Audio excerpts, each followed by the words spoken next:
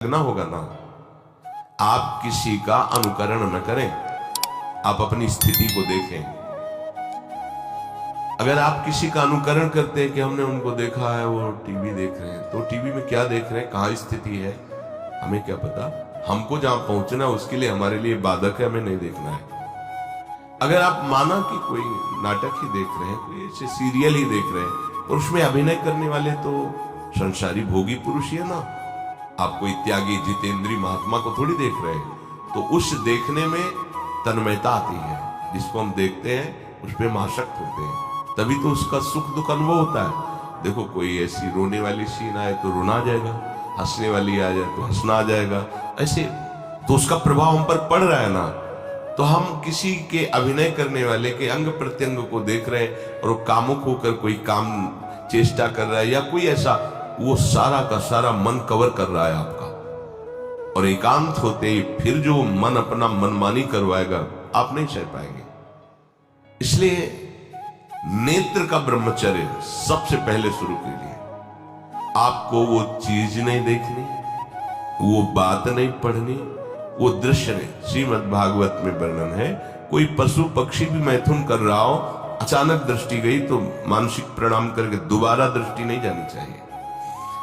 इसीलिए लिखा है कि आप एक धनुष भूमि को देखकर, एक धनुष, इसमें किसी की हानि नहीं होगी, आपकी भी हानि नहीं होगी।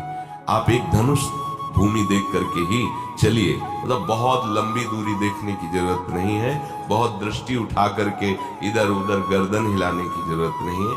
और जैसे कि कोई टक्कर मार सकता है, तो देखो जिनको प्रारब्धानुसार टक्कर लगनी होती है ना, वो चाहे जितनी सावधानी से चलो, वो प्रारब्ध आकर के दंड देता है। अन्यथा सीम की चाप सके को तासु बड़ रखवा रमापति जासु। आप जा रहे हो भगवत चिंतन करते हुए, तो प्रभु का नाम आपका पहरेदार अंग रक्षक है, कोई बाल भी बाका नहीं कर सकता। आपका प्रारब्ध यदि आया है, प्रभु से पास हो गया है कि आपको ये दंड मिलना चाहिए, फिर मिलेगा। आप निश्चिंत रहिए, निर्भय रहिए। प्रभु का जो विधान है वो मंगल करने वाला है। देखो इतने बड़े महापुरुष पूज्य श्री राधा बाबा, श्री आद्याशक्ति भगवती की प्रसन्नता की आराधना कर रहे हैं, क्योंकि श्री कृष्ण हमारे पति हो, इस सिद्धांत की पुष्टता के लिए। और पैर फिसल जाता है, स्नान करने जाते हैं, खड़ाऊ पहने हुए थे, अंग टूट जाता है, दवा नहीं लेते, बांस की खिपचाल बांधकर पुनः अनुष्ठान में बैठते हैं। बलिहारी ऐसी सामर्थ्य की, ये भागवती प्रारब्ध ऐसे महापुरुषों को भी दंड दे देता है। देखो ना, ऐसे महापुरुष जो ऐसी ऊंचाई पर पहुंचे हैं और इतने भागवत भजन में नियम निष्ठ है, उनको भी प्रारब्ध दंड दे रहा है शरीर को। तो अपने को इससे निश्चिंत हो जाना है। जो होना है उसे रोक नहीं सकते, जो नहीं होना उसे कोई कर नहीं सकता। अपने आराध्य देव के चिंतन में ज्यादा नेत्रों को इधर उधर दौड़ाने की जरूरत नहीं है। नेत्र का ब्रह्मचर्य, फिर वाणी का ब्रह्मचर्य, बहुत बड़ा प्रभाव पड़ता है इससे। यदि आप जवान से अश्लील बातें, गंदी बातें, कामुक बातें करेंगे तो आप ब्रह्मचर्य रह ही नहीं सकते। अगर आप वाणी से परस्पर शरीर आकर्षण वाली बातें करेंगे, बेट उसको देखा तुमने क्या, बस आप गए। चाहे वो स्त्री शरीरधारी साधक हो या पुरुष शरीरधारी, परस्पर आकर्षण संबंधी यदि वाणी खुली आपकी, तो वाणी के व्यभिचार से आपका जनेंद्री का व्यभिचार प्रारंभ हो जाएगा। आप रोक नहीं सकते, नहीं रोक सकते। इसलिए वाणी से भी कोई ऐसी वार्ता ना कीजिए जिससे आपके अंदर काम वेदना बढ़े। श्रवणेंद्री का, कान से गंदी बातें, व्यभिचार की बातें, कामुक बातें सुनना जिससे हमारे हृदय में कामना जग जाए, बिल्कुल नहीं। भले वो किसी को लेकर टीका टिप्पणी की जा रही हो, देखो वो साधक है, उसको हमने देखा वहां ऐसे देख रहा था, वैसे कर रहा था, वो तो आपको समझ में आ रहा है कि किसी साधक की बात करें, वो तुम्हारे नाश के लिए उपाय कर रहे हैं जो आपको ऐसी बात बता रहे हैं। क्यों? क्योंकि आप भी तो साधक हैं। श्रवणेंद्री का व्यभिचार हो रहा है। आराध्य देव के सिवा और कोई बात कान से सुनना उसे व्यभिचार कहते हैं। इसलिए महाप्रभु कहते श्रवण फूटो जो अन सुनो। ऐसा हमारा अगर कान कुछ और सुने तो फूट जाए, नेत्र कुछ और देखें तो ये नेत्र नष्ट हो जाए, वाणी कुछ और बोले तो मुख हो जाए। हमारी श्रवणेंद्री का व्यभिचार नहीं होना चाहिए। धर्म की बात, अपने आराध्य देव की बात, शास्त्र सम्मत बात हम श्रवण करें। अन्यथा अगर कोई ऐसा मित्र है या हमारा साथ में रहने वाला है, कोई किसी भी साधक की को लेकर बात कर रहा है, तो भी हमें कान में उंगली डाले नहीं। हम कोई ईश्वर थोड़ी कि हम किसी को संभाल लेंगे, हम अपने को नहीं संभाल पा रहे, हमारे सामने किसी की बात मत करो। ऐसी करना है तो प्रभु की चर्चा करो, अन्यथा मत करो। तो अगर आप श्रवणेंद्री का ब्रह्मचर्य, वाकेंद्री का ब्रह्मचर्य, नेत्रेंद्री का ब्रह्मचर्य और त्वगेंद्री का ब्रह्मचर्य, अनावश्यक किसी को स्पर्श मत करो। परस्पर विरोधी शरीर को तो भूल कर मत करो। विरोधी शरीर, जिससे हमारा पुरुष शरीर है, सामने स्त्री शरीर है, तो किसी भी तरह से सेवा के लिए संकेत करना या किसी भी सेवा के लेन देन में बचाव पक्ष में रहो। यहां रख दीजिए सामान, फिर आप उठा लीजिए। सीधे हाथ में सामान लेना नहीं, सीधे हाथ में सामान देना नहीं, जमीन में रख दीजिए। बहुत पवित्र है तो आप कुर्सी पे जो भी आसन उसका हाथ में लेने का नहीं। परस्पर विरोधी भाव वाले शरीरों का स्पर्श बिल्कुल निषेध है, किसी भी कारण से न किया जाए। मान लीजिएगा ये बहुत मतलब आवश्यक है, यदि आप इसमें चूक कर गए तो धीरे धीरे आप फिसल के वहीं खड़े हो जाएंगे जहां से चढ़ना मुश्किल है। किसी भी शादिका को, किसी भी साधक को परस्पर लेन देन हाथ में नहीं करना चाहिए। मानो हमारी बात, आपको माला देनी है, चौकी पे विराजमान करो, हम उठा लेंगे। हमें कोई सामग्री, ये सामान रखिए, आप उठा लीजिएगा। कभी भी कोई भी परस्पर मुस्कुराहट, बातचीत, ऐसे कोई इशारे यदि दिखाई दे तो आप बचो और उसको बचाओ। साधक है, शादिका है, उससे गलती हो सकती है, आपसे भी गलती हो सकती है। आप सत्संग सुनते हैं, आपको लगा कि इसकी मुस्कुराहट, इसकी कुछ चेष्टा ऐसी दिखाई दे रही है जो हमारे अंदर कामुकता पैदा कर सकती है, उसको भी बचाओ और स्वयं बचो, तो भगवान आप पर प्रसन्न हो जाएंगे। वो देख रहे हैं अंदर की बात। साधक को बहुत सावधान रहने की आवश्यकता। ये इसको खिलवाड़ मत समझो, इसीलिए कह रहे हैं ये अध्यात्म है, ये परमार्थ है। आपको लगेगा नहीं कि क्या हुआ, मैं कहां भ्रष्ट हुआ, ऐसी जगह खड़े हो जाओगे कि जान भी नहीं पाओगे कि मैं कहां चढ़ रहा था, दोबारा उत्साह भी नहीं आ पाएगा। बात अच्छे से समझ लीजिए। तो हमारी त्वगेंद्री का बेविचार ना होने पावे, सहसा किसी का इस पर, किसी की भी अगर सेवा करने का सौभाग्य मिले, फिर उसमें ये प्रश्न नहीं उठता। अगर कोई गिरा पड़ा है भला ऐसी स्थिति में कि मुझे अत्यंत आवश्यक है उसे उठाना, अगर नहीं उठाते तो वो कष्ट पा रहा, अचानक कोई गिर जाए, फिर हम ये नहीं देखेंगे, फिर ये हम सूत्र नहीं स्वीकार करेंगे कि अब हम तो ब्रह्मचारी हैं, अब हम खड़े खड़े देख नहीं। उसको अत्यंत आवश्यकता है हमारी, अब उस समय हम भूल गए अपने आप को, और उसको उठा करके अगर हमें अस्पताल ले जाना, अस्पताल ले जाएंगे, जरूरत है उसकी सेवा करेंगे। सावधान, वो भगवत भाव से की हुई सेवा तुम्हारे अंदर आध्यात्मिक शक्ति पैदा करेगी, काम भावना नहीं पैदा करेगी। हमारी मां बीमार हो और हमें उसे पता चला कि शौच कर दिया है, हमें शौचाना पड़े, हमें उसका मल धोना पड़े, तो क्या हमें काम जागृत हो जाएगा? क्या मेरी मां है। हमारी बुद्धि कभी ऐसी नहीं होगी। आपका पिता है, आप लड़की हो, कोई दूसरा रह नहीं गया और वो बीमार है, आपको ऐसी क्या काम जागृत हो जाएगा? क्या अगर ऐसी सेवा में काम जागृत होता तो कोई नर्स ही अस्पताल में नहीं होती। हर सेवा उसको करनी होती है, नर्स को, चाहे वो स्त्री शरीर हो चाहे पुरुष शरीर हो, परस्पर विरोधी शरीरों की सेवा, पर कहीं काम थोड़ी जागृत होता, क्योंकि उसको अपने सेवा धर्म से मतलब है। तो ये सेवा के समय इस सूत्र को न देखा जाए, पर ध्यान रखें, अत्यंत आवश्यक जहां आपके सिवा नहीं हो सकता, वहां अगर हमें ऐसा अवसर मिलता है कि सेवा उसे हो सकती है, तो हम पहले उसे प्रेरित करेंगे। और अगर ऐसा है कि अब कोई नहीं है, फिर हमारा परम धर्म जागृत हो जाता है परहित का। अगर हमारा कोई निंदा भी करे, कोई शरीर की भी हानि हो जाए, अब हम परवाह नहीं करते। परहित सरिस धर्म नहीं भाई, इससे बड़ा कोई धर्म नहीं है। पर ध्यान रखें, भगवान को साक्षी करके ये उस समय की बात है जहां बिल्कुल कोई अब गुंजाइश नहीं रह गई है। त्वगेंद्री को ऐसे सहसा किसी आप पुरुष शरीरधारी पुरुष को भी सहसा इससे आप में शक्ति जागृत होगी। यदि आप वाणी को मौन रखते हैं, भगवान नाम जप करते हैं, और सत्य बोलते हैं तो आप जब कभी जो कुछ भी बोलेंगे वैसा ही सत्य होगा। गांधारी जी ने कोई तप नहीं किया था। जब सुना कि मेरा ब्याह धृतराष्ट्र से हो रहा है जो बाह्य नेत्र रहित है, उसी समय पट्टी बांध दी कि जब मेरा पति संसार को नहीं देख सकता तो मैं भी संसार को नहीं देखूंगा। जब मेरा पति मेरे रूप को नहीं देख सकता तो मैं भी किसी के रूप को नहीं देखूंगा। पट्टी बांध दी थी। जब महाभारत का युद्ध चल रहा था, बड़े बड़े वीरों को मार गिराया जा रहा था, गांधारी ने दुर्योधन से कहा, सुन, मुझे पता है कि भीम की गदा को तो झेल नहीं पाएगा, क्योंकि सबसे बड़ी बात भगवान का वरद हस्त उनके ऊपर है। दूसरी बात, वो पवन पुत्र है।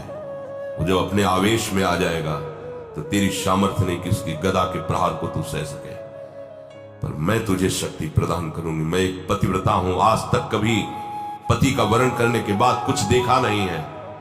मैं अपने नेत्रों की पट्टी खोलूंगी, तू नग्न होकर मेरे सामने आ जाना। मेरी दृष्टि पड़ते ही वज्र का शरीर तेरा हो जाएगा। किसी की सामर्थ्य नहीं कि तेरे उस अंगों को तोड़ सके। भगवान सब कुछ जानने वाले हैं। भगवान भक्त पक्षपाती होते हैं। भगवान का स्वभाव भक्त का पक्षपात लेना होता है। वो अपने महल से कॉरिडोर से जा रहा था, गांधारी जी का भगवान आ गए झट से। तुरंत उसने हाथ ऐसे लगा लिया, सरावा नीचे। तो हस्तिनापुर के सम्राट पद पर अभिषिक्त होने के लिए तैयारी कर रहा है, नंगे घूम रहा है गली में। उसने कहा, गली में नहीं, मां के सामने जा रहा है। अरे कोई बच्चा है, ऐसे जाया जाता है मां के सामने? उसने कहा, मां ने कहा है कि हम पट्टी खोलकर तुम्हें देख लेंगे तो तुम्हारा शरीर वज्र का। चलो माना, मां की आज्ञा का पालन करो, थोड़ा इन अंगों को तो ढक लो। तुम तो बड़े हो, कोई बच्चे थोड़ी मां के सामने ऐसे चले जाओगे, ढकना चाहिए तुम्हें। वापस कर दिया। वो यहां ऐसे पत्तों से ढका, वस्त्र नहीं पहना, मां की आज्ञा ऐसे पत्ते से, ऐसे कमर से ऐसे ढक लिया, पीछे आगे ऐसे। गांधारी जी ने पट्टी खोली और जे भी देखा पूरा शरीर वज्र का। तो ये क्या किया तूने? कमर में क्यों बांध लिया? पूरे शर्म लगती थी, कैसे आपको? बोले, यहीं से मारा जाएगा। भीम की गदा का प्रहार तेरी सी जंघा और कमर को तोड़ देगा, तेरी मृत्यु। मान गई, प्रभु के विधान के आगे किसी का बल काम नहीं करता। गांधार, ये केवल आंख में पट्टी बांधने की सामर्थ्य थी कि मेरा पति यदि अंधा है तो मैं भी किसी रूप को नहीं देखूंगा। अगर आप वाणी में संयम में रहते हैं ना, और भजन करते हैं और सत्य बोलते हैं, तो आप जो बोलेंगे वही होगा। पर ऐसा कुछ अनर्थ वो बोलता ही नहीं, क्योंकि ऐसा संयमी जान जाता है कि इन सब का फल भगवत प्राप्ति है, किसी को कष्ट देना नहीं है।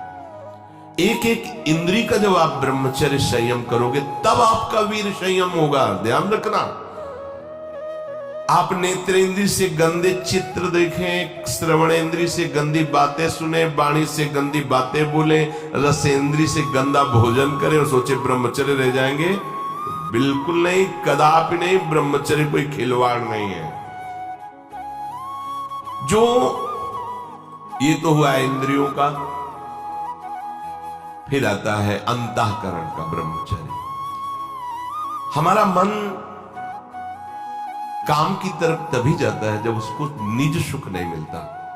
ध्यान रखना, सृष्टि में जितने भी दुर्गुण दुराचार होते हैं उनमें दो प्रधान होते हैं, एक काम भोग और एक धन, और सब छोटी मोटी बातें हैं। प्रायः जितने भी हिंसा होंगी, जितनी भी भयानक घटनाएं होंगी, भयानक युद्ध होगा, उन दो में अंतर्गत ही होगा, दो के अंतर्गत ही होगा। या उसका कहीं ना कहीं काम से संबंध, स्त्री संबंध से या धन संबंध से है। चाहे जो भी घटना हो उसको देख लेना, प्रधानता दो में ही होगा, कंचन और कामिनी। कीर्ति में कीर्तिमान तो कोई कोई बिरले ही होते हैं, तो बहुत आगे की बातें हैं। पर प्रायः जितने भी युद्ध हैं, जितनी भी हिंसा है, जितना भी भयानक कुकृत्य है, इन दो में ही होता है। उपासक को ये बात समझनी चाहिए, मन को समझाना चाहिए। सच्ची माने मतलब वाणी में शब्द नहीं होता इन बातों को बताने का। यदि कहीं मन को समझाना चाहिए, देखो अपने लोग उपासक हैं, हम जहां जहां आसक्त हो रहे हैं उसमें हमारे मन का केवल भ्रम है। शरीर के द्वारों में कहीं सुख है, घृणित द्वारों में कहीं सुख है। अगर सुख होता तो इनके भोगने के बाद हृदय कह देता कि अब कछुनाथ न चाहिए मोरे, शांत हो जाता। फिर ऐसा क्यों होता है कि उसको एक जगह तृप्ति नहीं होती? क्योंकि वहां सुख है नहीं। फिर सोचता है शायद उसमें हो, उसमें हो, उसमें हो। पूरे के पूरे युग के युग व्यतीत हो गए, कल्प के कल्प व्यतीत हो गए भोगते हुए, क्या सुख मिला? क्या स्त्री शरीर सोचता है पुरुष शरीर में सुख है, पुरुष शरीर सोचता है स्त्री शरीर में सुख है, या आदि आदि। अगर सुख होता तो पूरे ब्रह्मांड में पशु पक्षी कीड़ा मकोड़ा सब मैथुन धर्म से युक्त है, ये सब सुखी हो जाते हैं ना। जो जितना भोगा सकते उतना ही दुखी, देख लो, अशांत, क्लिष्ट, परेशान और पापाचरण युक्त। ये क्या है? मन को समझाइए। वैरागी भगवत मार्ग का पथिक मन के द्वारा ऑपरेशन करता है हर वस्तु का। ये सब इसको ऐसा ना समझे कि बड़ी गुप्त बातें हैं। गुप्त बातें हैं प्रिया प्रीतम के दिव्य चिदानंद में रहस्य की, ये गुप्त बातें नहीं, इनको समझो खोल करके। यदि आप किसी भी तरह से हस्तमैथुन आदि के द्वारा, गंदे दृश्य देख करके, गंदी क्रियाओं के द्वारा आप अपना नाश करते रहेंगे तो ना आप इस लोक में सुखी रहेंगे ना परलोक में। मान लीजिएगा, ये बातें ना तो कही जाती हैं और ना सुनी जाती हैं और ना समझी जाती हैं। इसीलिए हमारा बहुत ही आगे की पीढ़ी जो सनातन धर्मावलंबी, जो भागवत, हर देश से महान भारत देश को क्यों कहा गया? ऐसा भी है कि अन्य देश स्वीकार किया जाता है कि वो हमसे धनी है, स्वीकार किया जाता है कि वैज्ञानिक तत्वों में भी वो हमसे आगे है, पर भारत को महान धर्मशाली देश कहा गया है। कोई भी किसी भी देश का धर्म गुरु हो हमारे देश में आएगा, हमारी ऋषियों के सूत्रों से ही अपने धर्म को पुष्ट करेगा। साप का मूल जड़ भारत धर्म का है। कहीं भी हो, कहीं भी देख लो, चाहे जिस देश का नाम लो, कहीं ना कहीं किसी भारत के ब्रह्म ऋषि की छाप लेकर के डोल रहा है। भारत भोग प्रधान देश नहीं है, भारत धर्म प्रधान देश है।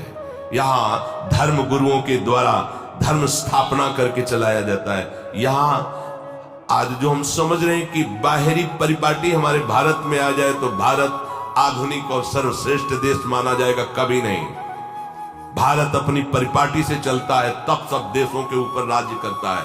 किसी भी देश में न पतिव्रता मिलेगी न यति मिलेगा, ब्रह्मचर्य का कहीं नामो निशान नहीं मिलेगा। ये भारत देश में ही मिलेगा। यहाँ ब्रह्मचारी मिलेंगे, यहाँ सती मिलेंगे, यहाँ प्राणपण से धर्म का पालन करने वाले मिलेंगे। अब हमारे जो नई पीढ़ी है वो आधुनिकता को स्वीकार कर रही है। गर्लफ्रेंड, बॉयफ्रेंड, कौन सा रिलेशन है? Live in relation. ये हमारे कहीं किसी भी धर्म ग्रंथ में लिखा हो तो आप बता दीजिए। बाल्यावस्था से आज तक जितने भी धर्म ग्रंथों का स्वाध्याय हुआ, कहीं भी लिखा हो तो ये बोलो सर्वनाश का स्वरूप है कि नहीं है? अभी बच्चा ना तो लोक को जानता है, ना परलोक को जानता है, ना हित को जानता है, ना अहित को जानता है। अभी उसका ब्रह्मचर्य किसी काम लायक नहीं हुआ और वो उतर गया व्यभिचार में। क्या होगा उसका जीवन?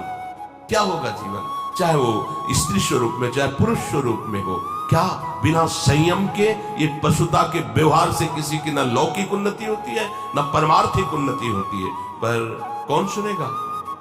यही कहा जाएगा पुराने जमाने के शास्त्रों को केवल वर्णन कर रहे हैं, ये क्या जाने आधुनिक जमाने को। तो आधुनिक जमाने की दशा क्या हो रही है, आंख खोल करके देखो। कोई बात नहीं, दोस्त बनाना कोई बुरी बात नहीं, इस बात को हम मानते हैं। स्त्री शरीरधारी पुरुष शरीर को मित्र बना सकता है, कोई दोष नहीं।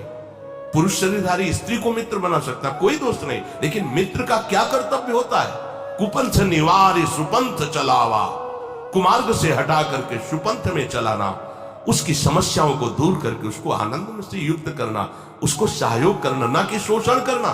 दोस्ती कहते हैं उसके दुखों को मिटा करके उसको शांति और सुख के मार्ग में ले जाना। इसीलिए ये जो आधुनिकता बढ़ रही है, ये जो खान पान गलत हो रहा है, ये जो दर्शन गलत हो रहा है, तो इस जमाने में ब्रह्मचर्य ये केवल शब्द ही लिखा मिलेगा, जीवन में नहीं मिलेगा। नए नए बच्चे व्यसन कर रहे हैं, नशा कर रहे हैं, गंदे आचरण कर रहे हैं, क्या होगा?